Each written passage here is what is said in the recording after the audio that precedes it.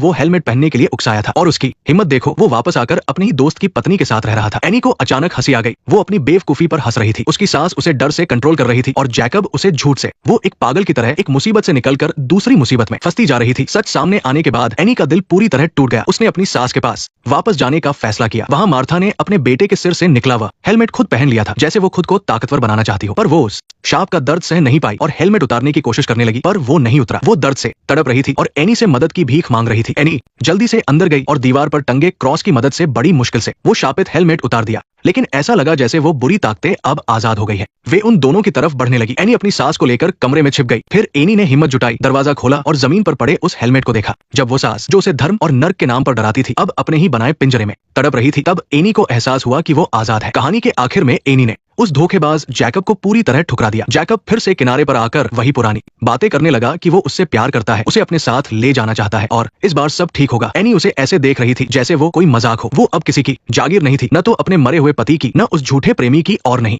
उस सास की जो रिश्तों और धर्म का वास्ता देकर उसे गुलाम बनाना चाहती थी। वो साया भी अब गायब हो चुका था। बस रह गया था तो वो काला शापित हेलमेट। कहानी यही खत्म होती है। ये कहानी पुराने समय की भले हो, पर हम जानते हैं कि आज भी ऐसा ही होता है। वो सास जो डर और धर्म से उसे कंट्रोल करती थी, क्या वो समाज के उन लोगों जैसी नहीं है जो भावनाओं के नाम पर हमारा गला घोंटते हैं? वो जैकब जो मीठी बातों से उसे ठगता था, क्या वो उन झूठे रिश्तों जैसा नहीं है जो सिर्फ वादे करना जानते हैं? और वो हेलमेट वो उन बेड़ियों जैसा है जो हमें अनचाहे रिश्तों में बांध कर रखती है। एनी ने जब हेलमेट उतारा तो उसने समाज और रिश्तों की उन भारी बेड़ियों को भी उतार फेंका। अब वो किसी के लिए जवाबदेह नहीं थी। ये सुनने में शायद अकेलापन लगे, पर ध्यान से सुनेंगे तो इस अकेलेपन में एक आजादी है। हकीकत में शायद हमें किसी भूतिया सिपाही का सामना न करना पड़े, पर हमारे सामने जो चुनौतियां हैं वे एनी की मुश्किलों से कम नहीं है। समाज की उम्मीदें और लोगों की जरूरतें हमें दबाए रखती है। एनी ने आखिर में जो दरवाजा बंद किया वो उसकी अपनी दुनिया का दरवाजा था। अब बाहर का डर खत्म हो चुका था। आखिर में वो अकेली थी, पर वो अपनी जिंदगी की मालिक थी और कभी कभी अकेला होना ही सबसे बेहतर होता है। तो एनी की ये कहानी यही खत्म होती है। मैं हूं मुगो। अगर इस कहानी ने आपके दिल को छुआ है तो कमेंट्स में जरूर बताइए कि क्या आपकी जिंदगी में भी कोई ऐसा हेलमेट है जिसे आप उतारना चाहते हैं। मिलते हैं अगले वीडियो में